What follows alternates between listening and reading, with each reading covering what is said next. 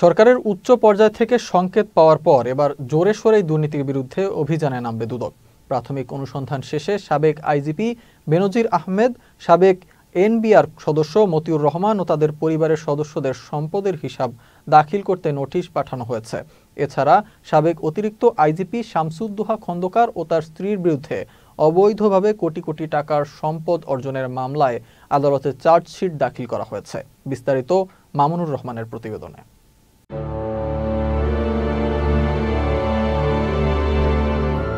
নানা অনিয়ম আর দুর্নীতির অভিযোগে দেশজুড়ে আলোচিত নাম সাবেক আইজিপি বেনজির আহমেদ। বেনজিরের ঘটনার পর একে একে বের হচ্ছে সরকারি ঊর্ধ্বতন কর্মকর্তাদের দুর্নীতির নতুন নতুন নাম। এনবিআরের সাবেক সদস্য ডক্টর মতিউর রহমানের বিরুদ্ধে দেশে বিদেশে অবৈধ সম্পদ এবং অর্থ পাচারের তথ্য গণমাধ্যমে উঠে আসে।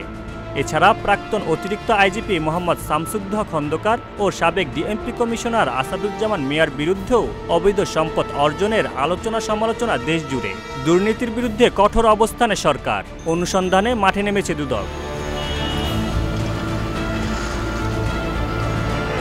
দুদকের অনুসন্ধানী টিম সাবেক আইজিপি বেনজির আহমেদের বিরুদ্ধে জ্ঞাত আয় বহির্ভূত সম্পদ অর্জনের প্রাথমিক সত্যতা পেয়েছে।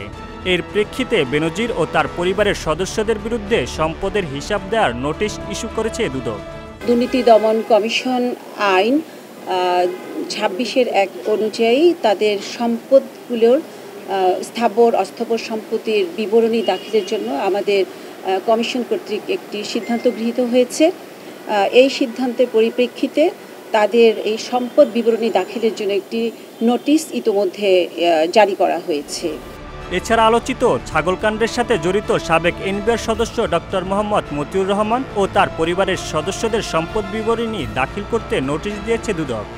মতিউর রহমান তিনিও দুর্নীতির মাধ্যমে দেশে ও বিদেশে অবৈধ সম্পদ অর্জন সহ হুন্ডি ও আন্ডার ভয়েসিং ও ওভার ভয়েসিংয়ের মাধ্যমে বিদেশে অর্থ পাচারের অভিযোগে অনুসন্ধানের লক্ষ্যে দুর্নীতি দমন কমিশন কর্তৃক একটি অনুসন্ধানকারী টিম অনুসন্ধান করেছেন।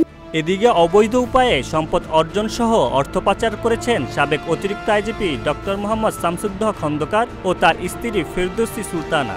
অনুসন্ধান শেষে দুর্নীতি দমন কমিশন তাদের বিরুদ্ধে মামলা করেছিল।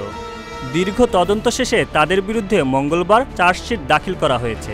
পুলিশের প্রাক্তন অ্যাডিশনাল আইজি এর বিরুদ্ধে অবৈধ উপায়ে সম্পদ অর্জন সহ বিদেশে অর্থ পাচার করার অভিযোগটি প্রাথমিকভাবে প্রমাণিত হয় ডক্টর মোহাম্মদ শামসুদ্দোহা খন্দকার এবং তার স্ত্রী মিসেস ফেরদৌসী সুলতানা খন্দকারের বিরুদ্ধে দায়েরকৃত দুর্নীতি দমন কমিশন আইন 2004-এর 26-এর 2 ধারা অনুযায়ী মামলা নম্বর 16/2019-এ একটি মামলা দাখিল করা হয়।